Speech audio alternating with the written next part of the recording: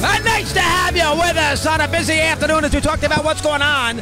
As far as the world of sports is concerned, nice to have you with us here on this 5th day of March 2018. Good to have you back in the mix as we chat. Enough books, enough Grenada, enough all by my lonesome. Well, with the missus, and waiting for happy hour at 5 o'clock. Good to have Colin Schmeling and Eddie Erickson in the house here, too, as we chat to you about what's cooking.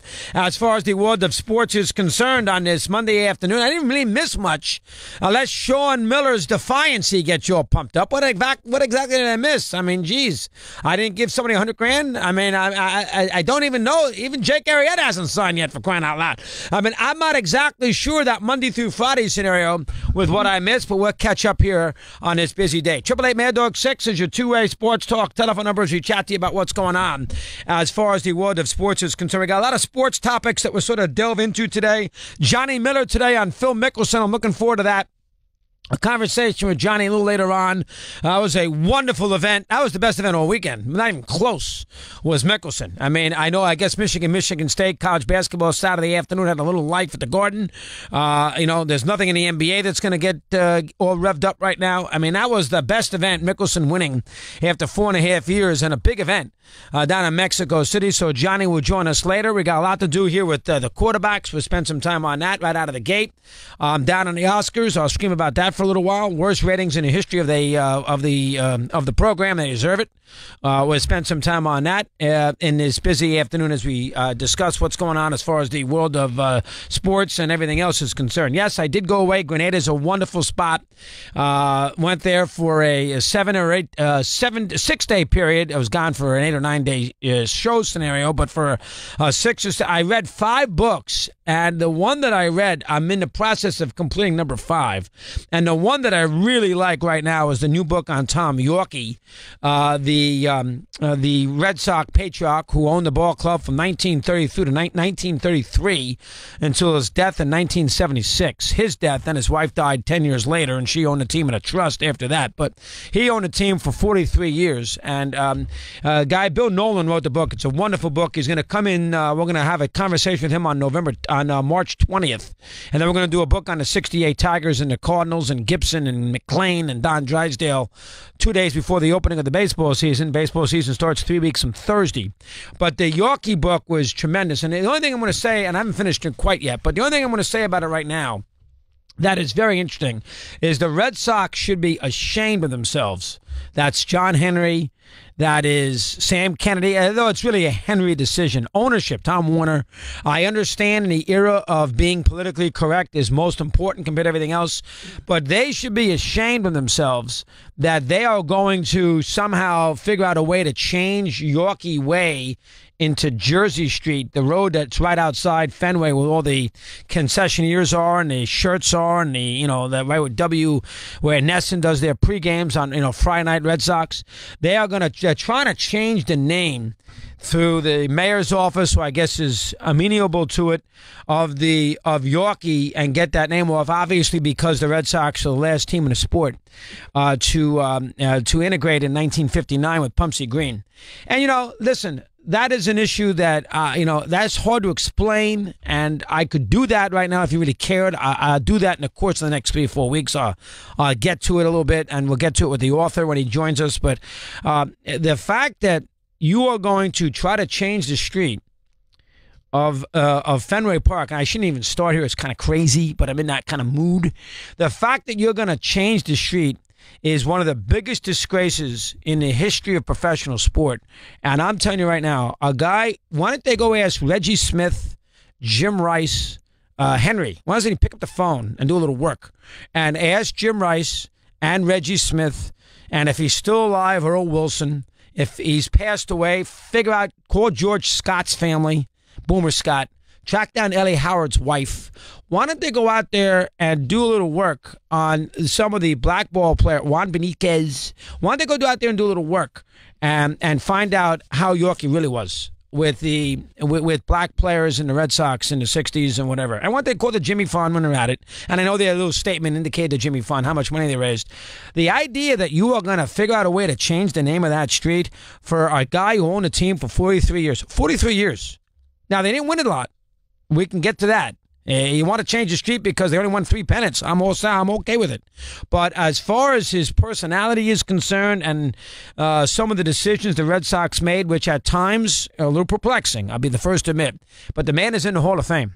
Ted Williams went to the Hall of Fame in 1965 for his own induction. He never, ever went back except for one day, the day they inducted Yorkie posthumously in 1980. The man is in the Hall of Fame, an owner in the Hall of Fame. And this is a guy now that you're going to change the street on. Again, pick up the phone. Do yourself a favor. Do a little work, John. Do a little work. Get off the plane to Liverpool for your dopey little soccer team that nobody cares about. Do a little work. Why don't you pick up the phone and call Reggie Smith? Or better yet, call Jim Rice. Black, both of them black ball players. Played for the Red Sox for years. Rice his whole career. Pick up the phone and ask them what they think of Tom Yorkie. Ask them. And then we can have a discussion on whether you want to change the street Yorkie way. A guy who basically saved the franchise about 50 times and about saved the ballpark, which was going to be rebuilt, torn down, 10 times in the 30s. Go out there and, John Henry, this is for you now. You're the owner. Go out there, do a little work. Get off your high horse and being politically correct and trying to be friends with everybody. Do a little work. That's a disgrace. That's a disgrace. I wanted to start with that today because that bothered me. The second thing I want to start today, I'll tell you about another disgrace. And since I'm in the mood, what the hell? I tried, and you know me, I'm a movie guy. I tried. I didn't see all the movies because I thought this was a horrendous year for Oscar award-winning movies. Some of the movies that I thought were really good were not nominated, including Marshall, including Wind River. So their selection, which again, quote unquote, in this world that you have to be, or you're going to get yelled at, politically correct. They want to make sure they placate everybody. They add 5 movies to the list. There used to be only 5. Now they've figured out there's 10, there's 20 movies that can be the best Oscar, can be an Oscar award winner. But that show last, and you're talking about somebody who knows the movies, who knows all about 1929 and Bob Hope, and has gone back in my life and seen most of the movies that won the Oscars from 1929 on. All right, so this is a guy now who goes to the box office, who spends money, whose grandmother loved the movies, whose father loved the movies, whose 15-year-old son can't get enough of the movies. So this is not somebody who jumps into the movie deal. Steve Torrey doesn't go to the movies. He doesn't watch the movies. He used to. He doesn't go anymore. I go to a lot of movies and I watch a ton of them. That show last night was an abomination. And I am delighted that they got horrendous ratings, an all-time low. Here's my suggestion for Hollywood. And they haven't learned this. And if they still want to have their ratings go in the toilet, as it's progressively gone in that toilet for a period of time right now, and I understand this isn't sports, but it's on my mind, that they want to go in the toilet. Why don't they go out there and put together a 3-hour or a 3.5-hour show and do the show on the movies? So the rest of us, from Omaha to Portland, Maine, down to Tallahassee, Florida, to Albuquerque, New Mexico, to Montauk, Long Island, we can sit there on a Sunday night in March when there is nothing going on. Nothing. That's why they put it this Sunday night. It usually is the last weekend in February, but they were afraid of getting buried by the Olympics. Why, I have no idea. So they moved it to this Sunday, and they did a 9-hour ratings bonanza pregame. I put on ABC yesterday at 3 o'clock in the afternoon thinking they might have something I could watch, and they had, red carpet nonsense. But why don't they sit there, and they're always going to get a little rating because of the curiosity factor. People want to see celebrityhood. People want to see pretty women in nice dresses, good-looking guys in nice suits. So people are going to watch it because they're going to be drawn to this is America. America loves celebrityhood, and they're going to be drawn to it. But why does in Hollywood, and this doesn't so much go with Kimmel, but why does in Hollywood and why doesn't the folks who are in the process, and Robert Wall, this means you now, putting together this show, why don't you do yourself a favor and make a show where the average moviegoer can sit there, kick his feet up on a Sunday night in early March and make it about the movies? Why can't we do that? Why do I have to have it pounded into me for 4 hours on a Sunday night of every politically correct cause? And remember, a lot of these things we all know are a disgrace. So, discrimination, the Harvey Weinstein, nobody's making light of that. But we've also been beaten over the head with it for a long time now. Can I sit there on a Sunday night? Can I sit there, kick my feet up, and enjoy a program about the movies? Is that asking too much? Especially on the 90th year of the Oscars. Could you give me half of the show on the history of the movies, of the history of the Academy Awards? Why not? You get a better rating than you're getting now. I don't need to see for 4 hours stuff on walls, on the Weinstein scandal, on the president, on people who haven't had the right discrimination. We all know this. Everybody who's got a decent head on their shoulders are aware of it. Can I get away from it for a night and just sit there and watch a show about the movies? And when you pick your movies of the year, can we get off being politically correct? Now, I haven't seen it, and I'm a member of SAG, so I get the movies. So I didn't see it because the recommendations I got on The Shape of the Water was so horrendous. Chris, do yourself a favor. Burn the garbage. Was a complete waste of time.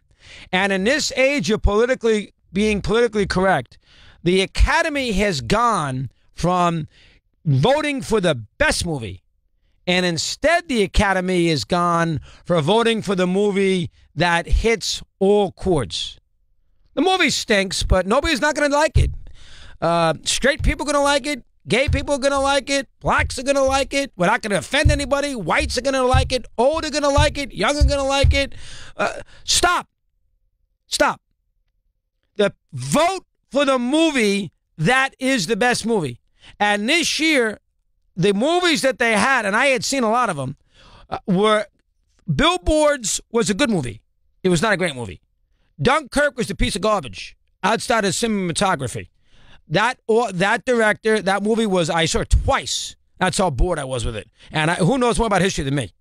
All right? When it comes to that. That movie was not entertaining and not good. Darkest Hour, better than Dunkirk, but when you have to basically watch the movie 6 times to understand what Gary Oldman is saying regarding Winston Churchill, it's not a great movie. I'm sorry. It's not a great movie. There was not a great movie there because they're afraid to nominate the great movies. And there's only 5 great movies a year. There's not 10. Okay? There are 5. There's not 5 great baseball teams a year. There's not great 5 NFL teams a year. There are not 5 great hockey teams a year. There are not 5 great tennis players a year. No, there's no such thing. There's not. You can come down to a list of 5. You want to make sure you put a comedy in there. You want to put a drama in there.